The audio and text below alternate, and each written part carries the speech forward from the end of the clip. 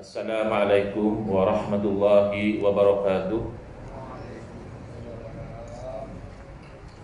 Bismillahirrahmanirrahim. Alhamdulillahirabbil alamin wa afdhalus salati wa atammut taslimi ala sayyidina Muhammadin wa ala alihi wa sahbihi ajmain. Rabbi shrah li sadri wa yassir li amri wahlul 'uqdatam min lisani yafqahu qawli. Subhanaka la ilma lana illa ma 'allamtana innaka antal alimul hakim. Allahumma akhrijna min zulumatil wahmi wa akrimna binuril fahmi waftah alaina bima'rifatil ilmi wa sahhil akhlaqana bil hilm waj'alna mimman yastami'una al-qawla fayattabi'una ahsana. Allahumma ati nufusana taqwaha wa zakkiha anta khairu man zakkaha anta waliyuha wa maulaha. Allahumma arinal haqqa haqqan warzuqna ittiba'ah wa arinal batila batilan warzuqna ijtinabah. Allahumma anfa'na bima 'allamtana wa 'allimna ma yanfa'una wa zidna ilman wa huda. Amma ba'd. Alhamdulillah, muslimin, muslimat, hadirin hadirat yang saya hormati, moga-moga kita semua dirahmati dan diberkati oleh Allah Subhanahu wa taala, dan moga-moga kita semua dikurniakan oleh Allah Subhanahu wa taala kefahaman yang baik di dalam urusan agama dan juga keikhlasan yang mantap di dalam menuju ridha Allah Subhanahu wa taala. Syukur alhamdulillah, pada pagi ini insya-Allah kita akan menyambung pengajian kuliah subuh bulanan hari Ahad yang kedua anjuran Madrasah Al-Jumaiyah Padang Balang menggunakan kitab Kekeliruan Umat. Inilah jawapannya, susunan Al-Fadil Ustaz Mahathir bin Haji Jul hafizahullah taala wa nafa'ana bihi wa bi'ulumihi fid dharaini amin. Kita masuk ke bab yang ketiga di muka surat 50, bertajuk bentuk ibadah daripada Rasulullah sallallahu alaihi wasallam. Soalan: apakah bentuk ibadah yang datang daripada Rasulullah sallallahu alaihi wasallam? Jawapan: ada dua bentuk ibadah yang datang daripada Rasulullah sallallahu alaihi wasallam. Pertama, ibadah yang terikat. Terikat dengan apa? Terikat dengan waktu. Maknanya ibadah tu hanya boleh dilakukan pada waktu tertentu. Ada yang terikat dengan tempat. Maknanya tak boleh buat ibadah tu kecuali di tempat itu saja. Buat di tempat lain tidak boleh, tidak sah, bahkan haram. Ada ibadah yang terikat dengan bilangan, kena ada bilangan tertentu. Ada yang terikat dengan cara, ada yang terikat dengan keadaan. Itu jenis yang pertama ya. Mungkin dalam bahasa Arab kita boleh sebut ibadah yang muqayyadah, ibadah yang terikat. Yang kedua adalah ibadah yang tidak terikat, ghairu muqayyadah, sama ada dengan waktu, tempat, bilangan, cara ataupun keadaan. Kenapa Ustaz Mahathir masukkan bab ini ke dalam kitab ini? Kerana ada di sana kawan-kawan kita juga yang gagal memahami konsep ini. Bila kita terangkan dalam bab yang pertama tentang bid'ah hasanah, bila kita terangkan dalam bab yang kedua tentang tidak semestinya Nabi SAW tak buat satu perkara, maka perkara itu haram, tak semestinya ya, walaupun Nabi SAW tak buat, tapi asalkan perbuatan itu baik, kita boleh buat. Di situ dia sensitif. Dia kata, oh Ustaz, kalau asal baik boleh buat, why not kita sembahyang subuh 4 rakaat? Ini saya tak reka. Memang saya jumpa soalan macam ini. Bila kita syaratkan tentang bab bid'ah hasanah, perkara baru tapi tidak berjalan dengan syarat boleh buat. Dia kata kalau pakai konsep asal baik, cuba Ustaz sembahyang subuh 4 rakaat. Ini penting kita faham bab ketiga ni. Kerana dia gagal faham bila kita kata asal baik boleh buat, yakni asal baik dari segi syarak, bukan mengikut akal fikiran atau hawa nafsu kita. Ya, dari segi syarak, adakah salat subuh 4 rakaat itu baik? Jawabnya tidak. Kalau kita kata takkan tak baik Ustaz, 2 rakaat pun dah bagus, dah dapat pahala, bukan main lagi. Takkan 4 rakaat tak bagus? Tak bagus. Kenapa pula? Ustaz kata asal baik boleh buat, ini tak baik. Kenapa tak baik? Kerana ibadah solat termasuk ibadah yang terikat. dalam contoh tadi terikat dengan bilangan rakaat. Berarti kalau kita buat dengan bilangan rakaat yang berbeza dari yang telah ditetapkan, sama ada kita kurangkan solat subuh tu kita sengaja buat 1 rakaat sahaja, atau solat subuh tu kita sengaja buat 4 rakaat macam disebutkan tadi, maka hukumnya adalah haram. Perbuatan itu dinamakan bid'ah yang sayyi'ah. Itu namanya bid'ah yang buruk. Kerana perkara baru yang bercanggah dengan syarak. Ya, syarak telah tetapkan subuh 2 rakaat, zuhur 4, asar 4, maghrib 3, ya, isyak 4, ya, itu tak boleh diubah kecuali dengan izin syarak juga. Misalnya untuk orang yang musafir, syarak sendiri memberi kelonggaran, boleh dia kosor, dia pendekkan solat yang asalnya 4 rakaat, oleh kerana dia musafir boleh diringkaskan menjadi 2. Itu pun tak boleh subuh. Kalau macam tu, zuhur boleh ringkas jadi 2, subuh kita buat jadi 1 lah kalau musafir. Maghrib apa 1,5 ke macam mana? Tak boleh.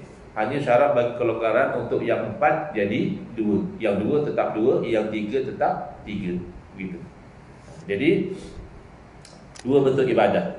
Ibadah yang terikat dengan waktu seumpama ibadah solat, ya, ibadah haji, ibadah puasa, ya. Ini antara contoh ibadah yang terikat dengan waktu. Jadi solat kalau kita sengaja lakukan di luar waktu tanpa izin syarak. Untuk musafir juga syarak mengizinkan orang tu solat 2 waktu. Kalau jamak takdim belum masuk waktu dah solat, ya, contohnya dia musafir belum masuk waktu asar, dia dah solat asar dalam waktu zuhur, itu namanya jamak takdim. Ataupun dah habis waktu zuhur dah, dia baru sembahyang zuhur dalam waktu asar, namanya jamak takhir. Itu tak apa, kerana syarak sendiri bagi kelonggaran. Akan tetapi kalau saja-saja kita kata cuti-cuti ni bukannya kalau nak pergi office, kalau sembahyang subuh awal pun kadang mengantuk. Kita kalau hari Sabtu Ahad, kita anjurkan sembahyang subuh diadakan dalam pukul 10 lepas makan pagi, macam tu tenang sikit, jemaah pun lebih ramai yang dah bangun misalnya. Tak boleh, itu hukumnya haram. Itu bid'ah yang sayyi'ah. Ataupun ada satu orang dah meninggal lah pun, bila berlaku peristiwa rempuhan di terowong di mana, di Mina atau di mana, ramai yang meninggal dunia, dia pun bagi cadangan. Dia kata why not kita buat haji tu sepanjang tahun, supaya tak adalah sesak sangat orang. Ini semua haji pun pergi bulan Zulhijjah kan, jadi itu kan sesak. Kalau kita buat benarkan orang buat haji sepanjang tahun, jadi tak adalah sesak sangat. Jadi dia scattered around the year kan. Tak boleh, kerana haji diikat dengan waktu dia. Kemudian misalnya ibadah puasa. Puasa kan waktu ni bulan Ramadan, itu satu. Katalah bulan Ramadan tahun tu jatuh pada musim panas, ya. Waktu siang dia panjang, tempat yang ada 4 musim, kan, macam tu. Maka kita ubahlah Ramadan, kita puasa bulan lain yang jatuh pada musim sejuk, supaya malam tu kan panjang, siang tu pendek, kan seronok puasa macam tu. Tak sempat lapar dah berbuka, tidur sampai puas, bangun tak masuk subuh lagi. Oh, masya-Allah, seronok. Ya, tak boleh. Tetap puasa pada bulan Ramadan. Atau ubah yang lebih praktikal, kata dia, kita siang nak bekerja, nak tenaga apa, mulai tahun depan kita puasa malam, start maghrib sampai subuh kita puasa, subuh sampai maghrib kita berbuka. Tak boleh. Ini semua contoh pelanggaran terhadap ikatan, ya, dan diikat dengan waktu. Ada juga ibadah yang diikat dengan tempat. Kalau sembahyang dan puasa dari segi tempat tak ada ikatan, ya. Di mana-mana pun kita boleh solat asalkan dah masuk waktu. Itu secara umumnya begitu. Mana di Padang Balang boleh, di Shah Alam boleh, bahkan di London, di Washington pun boleh solat asalkan masuk waktu. Begitu juga puasa. Kita boleh puasa di negara kita, boleh puasa di luar negara. Tapi haji tidak. Haji ada tempatnya. Dahulu ada satu ajaran, mungkin masih ada lagi sakibakinya, namanya ajaran taslim. Ajaran taslim ni dia banyaklah penyelewengan-penyelewengannya. Antaranya solat hanya ada rukun qalbi, niat dia. Takbir tak ada, Fatihah tak ada, yang penting niat. Itu tadi pada sembahyang dah tak nampak pun, aku niat. Innamal a'malu binniyat. Tapi tak bagus juga mereka ni, bila kita jemput dia makan betul-betul. Kita ingatkan dia makan pakai niat. Boleh kita sediakan pinggan kosong je, ya, tuan niat lah nak makan apa, ya. Niat KFC boleh, ya. Nak niat nasi biryani boleh, rupanya dia makan betul-betul habis nasi kita. Tapi sembahyang dia boleh pakai niat. Kemudian haji di Pulau Pinang. Haji golongan taslim dilakukan di Pulau Pinang, ya. Jadi ini adalah haji yang bid'ah, yang hukumnya haram dan tidak sah haji itu. Orang itu dianggap tidak haji lagi, karena haji mesti di Kaabah. Jangan kata haji di Pulau Pinang, ada orang nak haji di Madinah, Madinatul Rasul, tempat yang mulia, buat haji di situ. Tak boleh. Haji mesti di Kaabah, wukuf mesti di Arafah. Jangan oleh kerana Arafah hari wukuf itu sesat, kita kata berfikir di luar kotak, kita kata. Yang penting kita ikhlas kerana Allah. Kita wukuf di Mina pun tak apa, kata dia. Jadi wukuf tak boleh. Wukuf mesti di Arafah. Kalau wukuf di Mina itu bukan berfikir di luar kotak, itu berfikir di luar otak. Sebab wukuf di luar daripada Arafah tak sah, sia-sia haji dia. Jelas ya? Baik, kemudian ada yang diikat dengan bilangan, yang cerita tadi tu. Yang kita kononnya kalau asal baik boleh buat, why not sembahyang subuh 4 rakaat? Itu kelakar. Mana ada baik sembahyang subuh 4 rakaat? Sembahyang subuh diikat dengan bilangan 2 rakaat. Kamu sengaja buat berbeza, kalau terlupa mungkin dimaafkan. Terlupa dah buat 2 tapi isya semacam 1 tambah lagi. Lepas sembahyang baru teringat, 3 rupanya, tu dimaafkan, lupa. Sengaja hukumnya haram. Sembahyang tidak sah. Ada yang diikat dengan cara. Contohnya cara kita sembahyang itu, lepas kita baca Fatihah, kita rokok, kemudian kita bangkit, tidak, kemudian kita sujud, duduk antara 2 sujud. Apa kata kita ubahlah supaya ada kepelbagaian. Lepas baca Fatihah, kita sujud dulu, bangkit daripada sujud nanti baru kita rokok. Tak boleh, kerana cara dah ditetapkan. Adapun start daripada tahun depan, kita tawaf jangan lagi pusing ke arah yang kita biasa pusing ni, kita lawan pula. Kita ikut macam arah jam. Arah jam tu dah okey lah, arah jam tak ada masalah, bukan ibadah. Ada pula orang nak buat jam ikut pusingan tawaf. Akhirnya yang tengok jam tu bening, ini pukul apa sebenarnya? Tak perlu. Jam pernah ikut pusingan tawaf. Jam kan untuk kesenangan kita tahu waktu. Kita dah biasa jam yang berpusing melawan arah pusingan tawaf, ya teruskan. Kerana ila yang bagi al-khuruj an adatin nas illa fil haram. Tak sayudia seseorang itu keluar daripada kebiasaan manusia kecuali kalau kebiasaan itu haram, atau kena tinggal. Haram tu pakai jam yang macam ni? Tak haram. Apa susah-susah nak buat jam mengikut pusingan tawaf? Yang kena ikut pusingan tawaf tu je tawaf. Ada pun pusingan jam, silakan terus macam ni, senang orang tengok. Saya selalu ada pengalaman bila tengok jam yang ikut pusingan tawaf ni, ini sebenarnya pukul berapa? Kita tak biasa. Jadi yang benda yang tidak ditetapkan tu tak perlu. Tapi kalau tawaf mesti macam yang kita tawaf sekarang. Kalau kita buat di other way around, itu tidak sah. Kenapa? Yang penting kan pusingan Kaabah. Tak ada kenapa, ini ibadah. Allah dah tetapkan macam itu. Tak boleh kita nak ubah. Kemudian ada yang perlu dilakukan dalam keadaan tertentu. Misalnya solat, kena dalam keadaan menutup aurat. Kalau sengaja kita tak tutup aurat, tak sah solat kita, ya? Dan mesti dalam keadaan suci dari hadas, mesti dalam keadaan menghadap kiblat. Itu keadaan-keadaan dia. Kena buat macam itu. Adapun ibadah yang tidak terikat dengan waktu, contoh zikir, contoh selawat, contoh baca Quran, ya. Ini antara contoh lagi doa, ya. Ini ibadah tak? Ibadah. Zikir itu ibadah, selawat itu ibadah. Bahkan ibadah yang istimewa. Tidak ada ibadah lain yang Allah Ta'ala mulakan dengan Allah dahulu. Allah suruh solat, suruh. Tapi tak ada Allah berfirman, sesungguhnya Allah solat, maka hendaklah kamu solat. Tak ada. Sesungguhnya Allah berpuasa, maka hendaklah kamu berpuasa. Tak ada. Tapi selawat Allah mulakan, innallaha wa malaikatahu yusalluna 'alan nabi. Sesungguhnya Allah dan para malaikat berselawat ke atas Nabi. Ya ayyuhallazina amanu sallu 'alaihi wa sallimu taslima. Jadi selesailah, ya. Yang kecoh berapa tahun dulu tu tak ada selawat selang tarawih, dah selesai. Selawat bila-bila masa boleh. Sebelum tarawih boleh selawat, selang tarawih boleh selawat, lepas tarawih boleh selawat. Macam tuan-puan buat tadi, sambil bersalam boleh selawat. Itu jadi bergaduh di satu masjid berhampiran Shah Adam dengan PJ. Nazir yang bagi tahu, saya tak ada di tempat kejadian. Kata dia, tu hari jemaah kami bergaduh, Ustaz. Kenapa pula bergaduh dalam masjid? Pasal masa tengah bersalam tu show orang tu sallallahu ala Muhammad sallallahu alaihi wasallam. Datang satu jemaah marah-marah. Kata dia, mana ada selawat tarawih, masa bersalam ni. Yang kena marah tu rupanya jenis yang ni juga, marah balik. Marah siapa marah, bergaduh dalam masjid.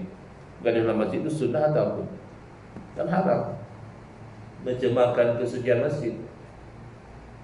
Jadi kerana tak gagal faham bahawa selawat ini ibadah yang tidak terikat dengan waktu. Nak zikir bila? Kita pulanglah. Nak zikir bila? Kalau selesai pagi, zikir pagi. Selesai malam sambil memandu yang senang berzikir, silakan. Sambil berdiri, boleh. Sambil duduk, dia boleh. Tapi kalau zikir yang Nabi SAW dah sebut dalam waktu, itu raikanlah. Sebab kita nak dapat fadilat tu. Misalnya Nabi SAW beritahu, selepas daripada solat dua, subuh dengan maghrib. Lepas kita istighfar 3 kali tu, belum lagi kita ubah posisi daripada posisi tahiyat akhir tu, kita habiskan terlebih dahulu la ilaha illallah wahdahu la syarikalah lahul mulku wa lahul hamdu yuhyi wa yumitu wa huwa ala kulli syai'in qadir. Ya? Kita lakukan. Sebab kalau 10 kali kita sebut begitu, Nabi SAW beritahu diberikan 10 kebaikan, dihapuskan 10 kejahatan, dinaikkan 10 darajat, dan dijadikan perisai dari syaitan. Kan orang nak ilmu pendidik, inilah ilmu pendidik yang Nabi SAW ajar, perisai daripada syaitan. Jadi pertama waktu dia tu lepas subuh dan lepas maghrib. Yang kedua bilangan dia tadi. Asalnya zikir terpulang. Jangan sampai terbakar view sudah ada ya. Kamu tahun lepas masih semayang tak semayang, tahun ni berubah tu di pantai je zikir 5,000. Bukan masalah zikir, masalah kamu tak lalai, tak biasa kan, terkejut. Tapi secara umum ada orang boleh berzikir 5,000, silakan. Mana dalil zikir 5,000? Tak ada lah. Secara khusus tak ada. Tapi boleh nak zikir 100 boleh, 300 boleh ya. Sebab tidak ditetapkan. Tapi kalau yang Nabi SAW dah sebut tadi 10, lakukan 10. Bimbang tak dapat fadilat ya. Misal lagi, selepas daripada solat juga, tadi kita dah sebut tadi 10 kali. Masa tu imam kalau nak berubah posisi, silakan ya. Ubah posisi sama ada menghadap kepada makmum ataupun memberi lambung kanan. Maknanya kita panggil apa? 90 degrees. Kita pusing 90 degrees atau kita pusing 180 degrees, menghadap terus kepada makmum ya. Dua-dua pilihan. Bila nak pusing tu? Lepas selesai yang 10 kali tadi. Kemudian Allahumma ajirni minan nar, 2 waktu juga, iaitu subuh dan maghrib. Fadilatnya kalau kita sebut Allahumma ajirni minan nar 7 kali lepas subuh, takdirnya meninggal kita siang hari itu tak masuk neraka. Dan kalau kita sebut Allahumma ajirni minan nar 7 kali lepas solat maghrib, ditakdirkan kita meninggal dunia pada malam tu juga tak masuk neraka. Maaf tanyalah, jangan kecil hati. Tuan-tuan ni nak meninggal bila? Aku ustaz tanya macam tu. Nak bagi tahunya kita meninggal ni 2 waktu je. Sama ada siang atau malam. Ada orang mungkin nak meninggal siang, senang sikit nak urus ya. Ada orang nak meninggal malam, dia kata syahdu sikit ya, malam. Tapi itulah 2 pilihan kita. Sama ada kita meninggal siang atau meninggal malam. Meninggal siang tak masuk neraka, meninggal malam tak masuk neraka, tak apa lagi lah, masuk syurga lah kita. 7 kali je. Bukan 700 kali, 7 kali Allahumma ajirni minan nar. Maka rugilah kalau kita itu sebut 3 kali. Atau tak sebut langsung lagi lah. Berdosa ke kalau sebut 3 kali? Dia tak berdosa. Kan zikir tadi kan sunat. Langsung lepas Assalamualaikum warahmatullahi, Assalamualaikum warahmatullahi, terus lompat start motor belah macam tu je, tak berdosa. Sebab hukum berzikir itu sunat buat dapat pahala, tak buat tak berdosa. Tapi kan ada kebimbangan. Kalau kita tak dapat fadilat, dijaga daripada api neraka. Bahkan bila ditanya pada guru-guru kami, apa masalah kalau kita hanya sebut 3? Tak ada masalah kan ya. Tapi pintu neraka kan ada 7. Kalau Allah tutup 3, 4 lagi tunggu kan tak selesai. itu logiknya di situ ya. Bila Nabi SAW dah sebut bilangan, kita ikut bilangan ya. Yang tasbih 33, tahmid 33, takbir 33, itu kita ikut. Sebab Nabi sebut pasti ada hikmah dia, pasti ada fadilat dia. Tapi yang Nabi SAW tak sebut, yang Allah sebut wazkurullah ya ayyuhallazina amanu zkurullaha zikran katsira. Wahai orang yang beriman, hendaklah kamu berzikir akan Allah Ta'ala itu zikir yang banyak. Nabi SAW berpesan, la yazalu lisanuka ratban bi zikrillah. Tak putus-putus lidah kamu itu basah dengan zikrullah. Ayat itu silakan, ikut kemampuan, ikut kesesuaian. Kemudian berzikir juga secara umumnya di mana-mana boleh. Di rumah boleh, di masjid boleh, dalam kereta boleh, tepi padang boleh, sambil tunggu tom-yum sampai di kedai boleh zikir. Tapi janganlah beratib sampai bergoyang pula kedai hamba Allah tu, agak-agak kan. Duduk sambil tunggu tom-yum tu, subhanallah walhamdulillah, subhanallah alazim, subhanallah walhamdulillah, subhanallah alazim, ya. Kemudian bilangan saya sebut tadi, cara maknanya ni yang saya kata, berzikir berdiri boleh, duduk boleh, berbaring boleh. Dan Quran sebut tiga-tiga. Alladzina yadhkurunallaha qiyaman wa qu'udan wa 'ala junubihim. Allah puji orang yang zikir ketika berdiri, zikir ketika duduk, dan zikir ketika berbaring. Ada orang kata, itu maksudnya solat. Kalau tak larat solat berdiri, duduk. Tak larat duduk, ya berbaring. Solat boleh jadilah. Solat pun sejenis zikir. Tapi tidak menafikan zikir-zikir yang lain. Jadi jangan kita cepat sangat, ini geng sesat ni, kenapa? Nampak tu dia pun zikir berdiri. Alah, apa masalah? Zikir ni bukan macam dalam keadaan-keadaan tertentu. Misalnya solat kita mesti duduk baca tahiyat. Rukunnya tahiyat dan duduk tahiyat tu juga rukun, kan? Jadi yang tu kena duduk lah. Tahiyat kena duduk lah.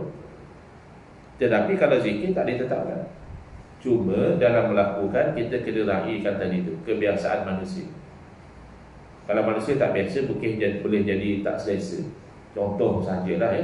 Bisa kata lepas sembahyang subuh tadi, imam lepas bagi salam, elok pula terbaring dia, subhanallah, subhanallah. Kan kecoh 2-3 minggu juga, apa hal imam kita ni? Buat tabiat apa? Kenapa tadi lepas solat dia baring selamba je, kan? Jadi pelik. Tapi kalau kat rumah kan tak ada masalah. Balik kerja penat, ya dah penat baring, daripada baring kosong mengelamun tak ada apa-apa, kita pun berzikir subhanallah, subhanallah, subhanallah. Ya boleh, tak ada masalah. Atau keadaan tertentu ya. Maknanya zikir ini kalau kita lakukan menghadap kiblat boleh, tak menghadap kiblat tu tak ada masalah. Kan selalu orang halaf apa? Berlatan zikir kan. So tak semua akan menghadap kiblat, tak ada masalah. Zikir dalam keadaan suci daripada hadas itu bagus. Tapi katalah kita tak ada wuduk, kita nak berzikir pun ni, sembahyang jangan. Sembahyang kena wuduk dulu. Zikir tak apa. Selawat bersama, doa bersama. Jadi tak timbullah, ni tak boleh doa akhir tahun, ini tak boleh doa awal tahun. Kan doa bila masa boleh. Akhir tahun boleh doa, awal tahun boleh doa, sepanjang tahun dah doa pun boleh. Tapi ini dinisbahkan kepada Nabi SAW, itu cerita lain. Kalau orang tu nak kata Nabi SAW yang ajar doa akhir tahun, awal tahun, kan tak ada dalilnya. Tapi boleh dikias kepada Nabi SAW ajar sahabat berdoa pada awal bulan. Dan awal tahun itu pun awal bulan juga sebenarnya. Kan kita masuk tahun baru tu dengan masuk bulan yang pertama tahun selepasnya. Jadi masih juga awal bulan. Tapi kalau kita kata ini doa yang macam kita baca awal tahun akhir tahun ni Nabi yang ajar, itu tak betul. Sebab tidak ada riwayat doa itu daripada Nabi SAW. Tapi sekadar kita nak berdoa kan, kalaulah ada lagi dosa-dosa kita tahun lepas, ya Allah boleh ampunkan, ya Allah ampunkanlah, boleh, tak ada masalah. Doa yang sesuai dengan keadaan kita nak berpindah tahun tadi. Kemudian misalnya awal tahun, ya Allah sepanjang tahun yang akan datang ni Kau peliharakanlah aku daripada bisikan syaitan, daripada hawa nafsu dan sebagainya. Ya boleh, bagus gitu. Jadi bila kita faham yang ini, tak adalah kita mudah-mudah nak menyesatkan orang. Kalau kira doa tu mesti yang Nabi SAW sebut, banyaklah doa-doa ulama yang berdosa. Doa yang Nabi doa, kita doakan, dia bagus, dapat dua. Satu pahala doa, dia kedua dapat pahala ikut sunnah Nabi. Tapi doa sendiri pun tak ada masalah. Saya lihat sehari dua ni dah mula ramai yang berdoa minta calon dia menang. Perasan tak? Bukan tak ada zaman Nabi minta calon menang, mana pilihan raya pun tak ada zaman Nabi. Kan zaman Nabi SAW kan Nabi yang jadi ketua. Zaman sahabat sesama dipanggil ahlul hilal wal aqd. Orang-orang yang ada kepakaran, tokoh-tokoh, mereka yang lantik, bukan orang ramai. Sebab orang ramai tidak semua ada kepakaran tu. Sebab soal kepimpinan ni kan penting. Ya, hamba Allah tu misalnya penagih dadah, bahkan dia pun lebih minat kalau LGBT ni dihalalkan. Tiba-tiba dia diberi kepercayaan untuk pilih pemimpin tu, ada masalah kat situ. Tapi macam mana itu sistem yang ada dalam negara kita kan? Umur 18 tahun ke atas warga negara boleh mengundi. Kalau nak diundi lebih strict. Nak jadi calon kan tak boleh jatuh hukuman penjara apa tu, tak boleh. Bankrupt tu tak boleh. Tapi orang bankrupt dia boleh mengundi, tak ada masalah. Yang penting kita tu rakyat Malaysia 18 tahun ke atas. Jadi boleh sajalah nak doa supaya calon kita menang, tapi pastikan calon yang patuh syariah lah. Kalau suruh doa orang kafir pula jadi pemerintah, itu kan tak boleh. Sebab itu bercanggah dengan syarak. Tapi janganlah sampai keluar pula fatwa siapa undi parti sekian masuk neraka, undi parti sekian, janganlah bang macam tu. Kempen-kempen lah, masing-masing ada pendirian. Saya tak percaya orang mengundi nak bagi negara jahanam. Ada tak orang aku ni mengundi bagi pihak negara ni jahanam? Tak ada. Kalau ada pun rare lah. Mungkin berkhianat dah tu, mengundi nak bagi negara jahanam. Kata-kata yang pergi mengundi beratur sampai panas-panas tu, nak undi yang dia rasa yang terbaik daripada calon yang ada. Mungkin dia salah, tapi tidak sampai dia masuk neraka. Kecuali dia, aku undi calon ni pasal kalau dia naik saya dia halalkan LGBT, aku suka LGBT, itu haram lah. Ataupun aku undi calon ni sebab aku dengar itu hari dia kata kalau dia bermimpin, dia nak buat undang-undang yang larang orang liwat apa semua ni, aku nak undi dia pasal seronok juga kalau tak ada undang-undang tu. Itu haram. Tapi semata-mata dia undi calon tu pasal dia ingat calon tu baik. Sebab kita payah juga, betul tak? Dalam kempen tu kita tengok calon semua baik. Tak ada calon yang tak baik bila dia kempen. Semua baik, Masya Allah. Soal lepas tu 5 tahun dia hilang tu cerita lain lah. Orang hilang, ramai orang hilang jumpa balik dekat billboard lagi. Masya Allah, rupanya masih wujud mereka ni. Kita ingat 5 tahun lepas dah hilang, pasal tak pernah nampak muka dia. Alhamdulillah ya. Baik, kembali. Jadi doa yang tidak wajib daripada Nabi SAW, asalkan doa itu tidak bercanggah dengan syarak, maka boleh didoakan ya. Doa nak berjaya dalam SPM, doa nak calon kita menang dalam pilihan raya, itu semua tidak berlaku ya, di zaman Nabi SAW. Tapi oleh kerana doa ini ibadah yang tidak diikat, maka boleh. Masa di mana ya? Oh, okey. Itu tandanya apa ni? Terbit matahari ya? Baik. Jadi perhatian, membiasakan diri dengan solat sunat, berdoa, berzikir, solat dengan bilangan tertentu atau pada waktu tertentu atau di tempat tertentu ya, itu tidak jadi masalah, bukan bid'ah yang sesat ya. Misalnya dia membiasakan membaca 1 juzuk Quran setiap hari. Mana dalil Nabi suruh baca Quran 1 juzuk sehari? Tak ada masalah. Dia hanya membiasakan diri. Atau dia biasa selawat 10,000 sehari, tak ada masalah. Mana dalil Nabi suruh selawat 10,000? Tak perlu. Yang penting Nabi suruh banyak selawat. Yang aku mampu 10,000, ya 10,000. Yang saya tu mampu 100 misalnya, 100. Macam mana kita baca Yasin malam Jumaat? Kenapa baca Yasin malam Jumaat? Ya, kita senang baca Yasin malam Jumaat. Itu pertama. Yang kedua, memang ada riwayat yang menunjukkan kelebihan baca Yasin kalau malam Jumaat diampunkan dosa. Tapi itu kan hadis do'if, bukan palsu. Ini cerita kelebihan saja. Nanti kita tengok dalam bab keempat nanti. Hadis do'if sepakat kata Imam Nawawi dibenarkan, bahkan digalakkan untuk diamalkan kalau hadis itu hanya bersangkutan dengan fadilat, kelebihan. Tapi kalau nak kata ni halal, ni haram, ni tolak, ni jatuh, nikah ni sah, jual beli ni batal, itu kena hadis do'if. Tapi sekadar kita baca Yasin malam Jumaat diampunkan dosa, itu tak ada masalah. Sebab baca Yasin ni, baca Quran bila-bila masa boleh. Malam Jumaat boleh, malam Sabtu boleh, malam Isnin boleh. Cuma malam Jumaat tu lebih diharapkan, kalaulah betul hadis tadi, kita dapat fadilat yang lebih, diampunkan dosa.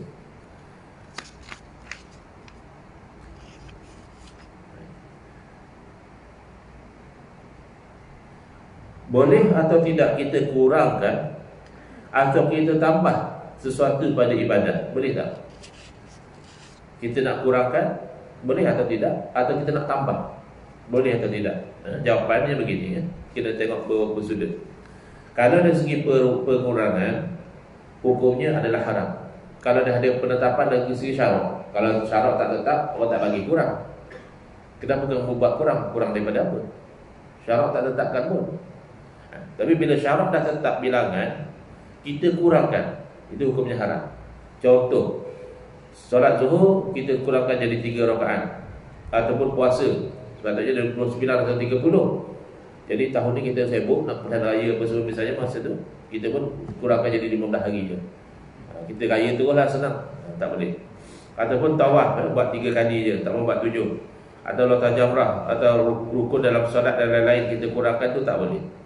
Ada pun penambahan terbagi dua. Ada penambahan yang haram, ada yang dibenarkan. Penambahan ni kita boleh tengok dua ya. Satu internal, penambahan dalam ibadah. Satu eksternal, penambahan ke atas ibadah. Mana ibadah tu dah ada, kita tambah ibadah lain. Ada dua ya. Satu, ibadah tu dah ibadah, kita buat ibadah tu, tapi kita tambah something dalam ibadah tu. Itu internal. Kalau internal, itu hukumnya haram. Contohnya, menambah rokok dan sujud. Dia sengaja tambah. Tapi macam kita solat gerhana baru ni, itu memang kaifiat dia. Memang kan satu, kita sembahyang tu 2 kali rokok, pasal tak? Gerhana. Itu macam mana baru ni? Di banyak-banyak cara, buat cara biasa pun boleh. Salah satu cara solat gerhana, lepas kita dah rokok tu, bangkit, baca Fatihah, baca surah lagi, rokok lagi sekali. Bangkit, barulah sujud. Itu tak apa, memang sebab ada kaifiat dia begitu. Gerhana ya. Tapi solat lain tak boleh. Tak puas lagi lah, rasa syok, pula rokok kali. Rokok lagi sekali lah, haram. Batal solat. Kerana penambahan dalam ibadah tak boleh. Adapun penambahan ke atas ibadah terbahagi dua. Ada yang dilarang, ada yang tidak dilarang. Contoh yang dilarang, menambah solat sunat selepas subuh dan asar. Bukan selepas subuh dan asar sebenarnya. Selepas menunaikan solat subuh, kita pergi solat sunat. Ataupun selepas menunaikan solat asar, kita solat sunat. Itu dilarang. Sebab itu waktu yang karahah. Waktu yang dilarang kita solat sunat. Dan kecuali kalau solat sunat itu memang pada waktunya. Contohnya solat sunat qabliyah subuh, kita tak solat lagi tadi, tak sempat. Sampai-sampai orang dah solat jemaah, kita pun ikut. Qabliyah tadi kita belum buat. Waktu solat qabliyah adalah daripada masuk waktu sampai habis waktu. Itu waktu dia. Maka boleh kita buat lepas kita solat fardu subuh, kita solat qabliyah subuh sebenarnya. Ba'diyah subuh tak ada. Qabliyah yang kita buat tu, itu boleh. Jadi kalau kita tengok orang mayang 2 rakaat lepas subuh tu, husnuzon dia, mungkin dia buat solat qabliyah tadi, yang dia belum sempat buat sebelum fardu. Tapi kalau saja-saja nak solat sunat tu tak boleh. Kalau solat sunat yang bersebab sebelum boleh. Kita dah sembahyang subuh, kita pun keluar, tertinggal pula kunci misalnya, masuk balik dalam masjid. Masjid lah, masuk masjid sunat tahiyat, maka kita tahiyat masjid. Padahal kita lakukan lepas solat subuh, boleh. Kerana ada sebab dia, bukan saja-saja. Sebab kita solat tu adalah tahiyat masjid. Tapi kalau sebab yang kemudian, misalnya solat sunat musafir, kita solat dulu baru nak musafir. Atau solat sunat istikharah, kan kita solat dulu baru kita nak buat pilihan. Itu tak boleh dilakukan pada waktu yang dilarang tadi. Yang boleh hanya yang pada waktunya atau ada sebab yang terdahulu. Kemudian menambah satu lagi solat wajib, ini teori je lah. Ada orang nak tambah jadi 6 pula. Yang 5 tu pun orang dah sekan nak buat. Ada yang jadi 3 ya, ada yang solatnya jadi 2 waktu sehari ya. Tapi teori lah, mana tahu satu orang tu lepas dia berhijrah tu nak jadi baik, dia fikir dulu banyak betul solat aku tinggal ya. Jadi aku ni tak boleh macam orang lain lah. Kalau orang lain 5 waktu, aku kena 6 waktu sembahyang. Itu haram. Dia nak sembahyang banyak boleh, qada sembahyang dia dulu tu wajib. Nak tambah sembahyang fardu haram. Tapi ada yang penambahan yang boleh. Contohnya membanyakkan zikir atau doa melebihi yang maksur daripada Nabi SAW. Maknanya selain daripada kita yang la ilaha illallah wa la syarika lah 10 kali, Allah majidna minna 7 kali, 33 tu, itu masih nak duduk berzikir, nak bertahlil, nak la ilaha illallah 300 kali misalnya, boleh. Penambahan macam itu boleh. Atau kita dah selesai tawaf wajib, kita masih tak puas, kita nak buat tawaf sunat pula, boleh, silakan. Atau kita tu sebelum azan kita selawat, boleh. Kadang orang sapu muka lepas sembahyang pun dia marah. Dia kata ni tak ada dalil. Ada dalil, ada hadis Nabi SAW sapu muka sambil berdoa, tapi hadis tu doa. Tapi ulama pandai, ulama tahu hadis doa setakat nak cerita benda lepas sembahyang pun. Kan sembahyang habis dengan kita bagi salam. Apa kamu nak bising sangat sapu muka lepas salam? Mana lepas sembahyang? Ada riwayat walaupun doa Nabi sapu muka. Habis kalau kamu lepas sembahyang kamu pegang telinga boleh? Kan tak ada dalil juga, tapi kan lepas sembahyang terpulang kan. Ya. Ada yang lebih hebat lagi? Ya, lepas sembahyang Assalamualaikum warahmatullahi. Assalamualaikum warahmatullahi. Kau terus cek WhatsApp. Oh sibuk, ada masih penting kan? Pun tak ada dalil, tapi lepas sembahyang. Cuma tak cantik lah. So tak je lepas sembahyang zikir dulu, wirid dulu kan. Kecuali memang kerja, ada something yang urgent, anak nak sampai stesen bas, dah sampai ke belum, mungkin lah. Tapi pun tak boleh pada dalil, kerana itu perbuatan lepas solat. Apatah lagi kalau memang ada dalil, walaupun hadisnya dhaif, sekurang-kurangnya daripada kita buat sesuatu yang langsung tak ada dalil. Ada juga sandaran bahawa Nabi SAW lepas solat sapu seraya berdoa. Itu ada nanti dalam buku ni, nanti akan cerita tentang bab sapu muka lepas salat. Itu insya-Allah di dalam kuliah yang akan datang kita akan sambung di muka surat 53, Al-aslu fil ibadat at-tauqif. Bila kita terangkan macam ni, kawan kita masih bangkang lagi. Dia kata mana boleh? Asal dalam ibadah tu ia terhenti pada dalil. Kalau tak ada dalil Nabi doa kita awal tahun, haram kita doa kita awal tahun. Nanti dia akan diterangkan insya-Allah apa maksud al-aslu fil ibadat at-tauqif. Wallahu a'lam. Tuan-tuan ada sebarang soalan?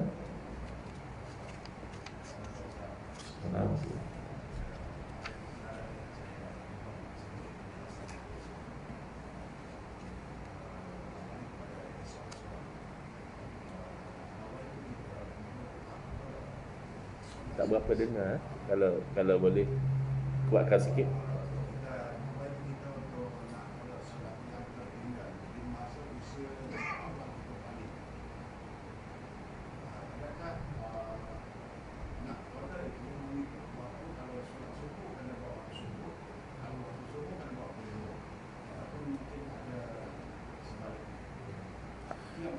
Okey. Saya jawab yang pertama dulu ya. Sebab kadang-kadang bila terus yang kedua, bila saya nak jawab yang kedua berlupa juga. Nanti jawab yang pertama dulu. Baik, adakah kita nak solat qada? Katalah masa kita baru balik dulu agak nakal, tak solat. Jadi sekarang kita ingat balik, oh rupanya masa aku baru balik dulu 2-3 tahun pertama tu sehingga aku tak solat. So sekarang kita dah jadi orang baik, so kita nak qada. Adakah mesti solat subuh tu atau subuh kita qada? Solat zuhur atau zuhur baru kita qada? Jawabnya tak. Bahkan secara teori, sepenuh waktu kita selain daripada keperluan asas, kita kena gunakan untuk qada. Itu ikut teori asalnya. Maknanya selain daripada kita nak makan, nak minum, nak tertandah, nak tidur, waktu yang lain tu kita kena guna untuk qada. Tak boleh tunggu masuk waktu dia. Sebab waktu dia memang dah lepas dah. Mana kita boleh qada subuh pada waktu zuhur, ataupun kita subuh tu, lepas main subuh tu kan panjang. Kita qada subuh, qada zuhur, qada asar pada waktu tu boleh. Itu asalnya. Tapi ada seorang yang kata kalau macam tu berat sangat, orang tu rasa macam nak give up, banyak sangat dia rasa. Maka tu yang dibuat taktik, lepas subuh, soal subuh qada subuh, atau sebelum subuh qada subuh, zuhur qada zuhur, asar qada asar. Jadi tak rasa terbeban sangat. Itu saja, bukan syarat mesti qada subuh dalam waktu subuh, tidak. Dia sepatutnya kalau ditinggal dengan sengaja, dia kena qada segera. Yang boleh tangguh qada tu kalau dia tinggal dengan tak sengaja, tertidur atau terlupa, wajib qada tapi boleh ditangguhkan. Tapi kalau tinggal dengan sengaja, wajib qada dan mesti qada sesegera yang boleh. Tak boleh tangguh. Tapi tidak boleh tunggu waktu. Wallahu a'lam. Soalan yang kedua.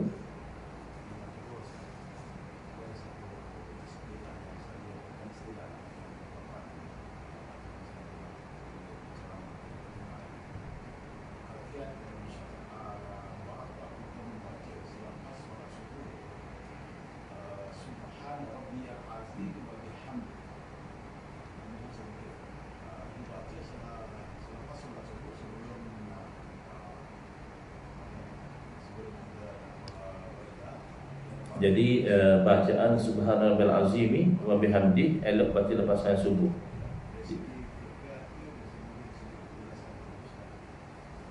Yang tu saya kena semak semua dia, takut saya tersilap ingat. Yang saya ingat yang dianjurkan tu Subhanallahil azim, Subhanallah bihamdi lepas salat subuh tu. Nanti saya semak dahulu, saya akan maklumkan nanti. Takut tersilap ingat dan nanti tersilap sampai. Ada itu, ada anjuran itu, ada pahalanya sangat besar. Subhanallah, Subhanallah bihamdihi, Subhanallahil azim. Itu yang saya ingat. Yang tuan sebut tadi, Subhanallah bihamdihi, ya, macam mana? Saya semak dulu ya mana satu, takut saya pun tersilap ingat nanti silap beritahu. Allah.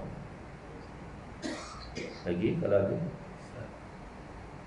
bagi orang yang dulu tak, kadang-kadang salah, kadang-kadang tidak mengerti, dia takut ada. Maksudnya sekarang ini dia tidak sedar dan baik. Macam mana berkenaan dengan salat sunat itu? salat sunat, Ya, bukan salat wajib. bukan salat wajib. Padahal ada yang wajib tertinggal, tak tertinggal. Yang wajib itu kita dah jawab tadi, kena qada, wajib qada. Salat sunat ini sunat diqadakan bagi orang yang memang sudah melazimi melakukannya.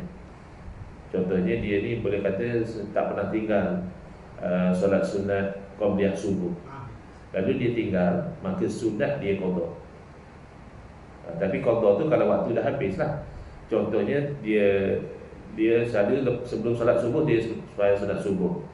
Kemudian hari itu dia terlewat, maka dia tak sempat solat sunat subuh tadi, dia dah solat fardu dulu.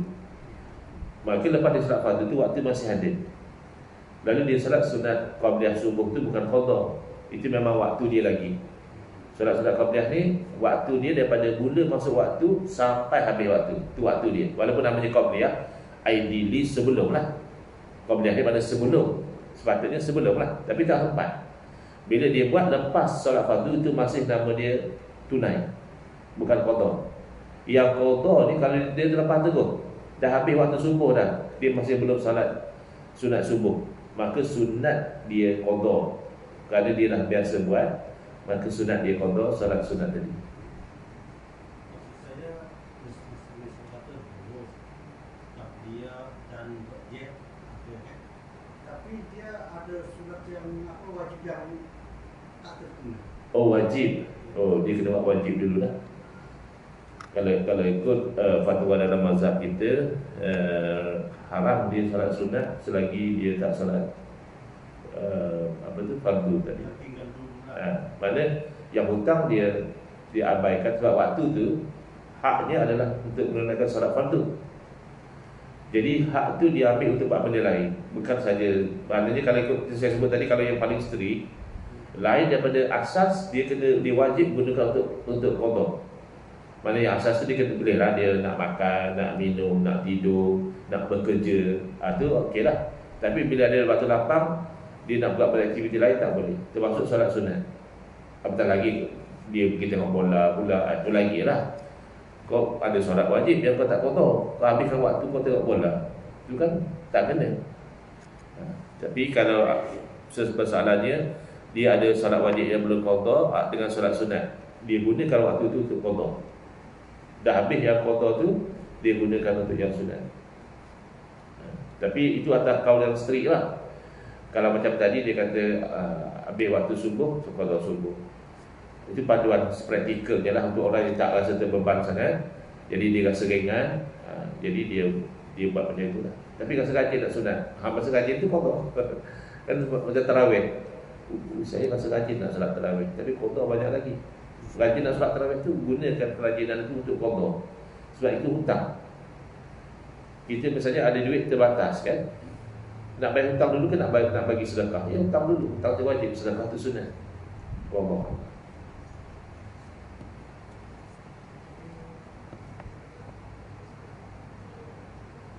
Tak dengar. Tak dengar. Tengok. Klik video.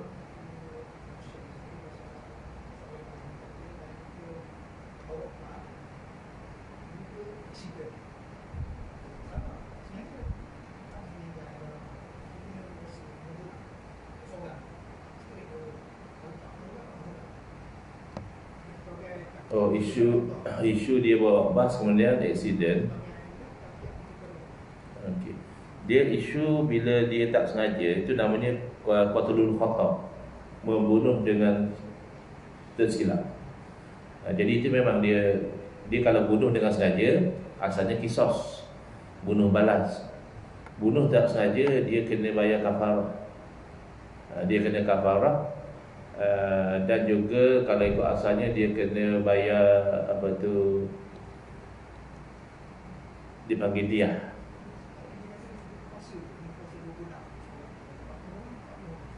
Kafarah tu kena cek balik. Kafarah tu dia ada peringkat dia. Kafarah bunuh dengan tak sengaja ni, dia ada pilihan dia tu. Barangkali yang dia maksudkan tu pilihan tentang puasa tu. Sebab tu kena hati-hati. Dia kalau dalam undang-undang Islam ni, dia punya kebaikan ni banyak sebenarnya. Dan sekarang kadang-kadang orang tu mabuk pun dilanggar orang, maka dia denda atau apalah. Tapi kalau dia kena bayar ganti rugi nyawa, belat mani ni pun diah ni pun mahal sebenarnya. Tak silap saya, untuk nyawa 100 ekor unta. So 100 ekor unta ni, bayangkanlah kalau 1 ekor unta 10,000, banyak dia kena ganti. Jadi kalau ada sistem dia, orang tidaklah memandu secara cuai. Memanglah kemalangan tu boleh berlaku kan, tetapi dia akan tengok adakah kerana kecuaian dia ataupun kerana sebab lain. Misalnya berlaku satu benda jatuh depan dia tak sempat nak elak ke, dia akan tengoklah. Tapi kalau kerana tak kecuaian dia, itu masih lagi dia ada denda dia tu. Bukan nyawa tu hilang macam tu saja, tidak. Salah satunya kafarah. Kalau qatlul selain daripada bayar dia kena kafarah.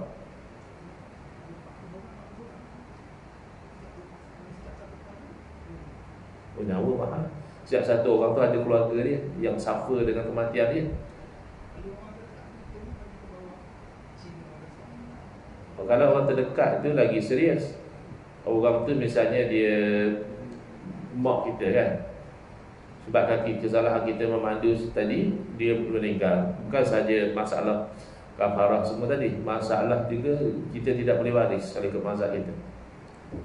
Kita dalam mazhab kita dia paling luas.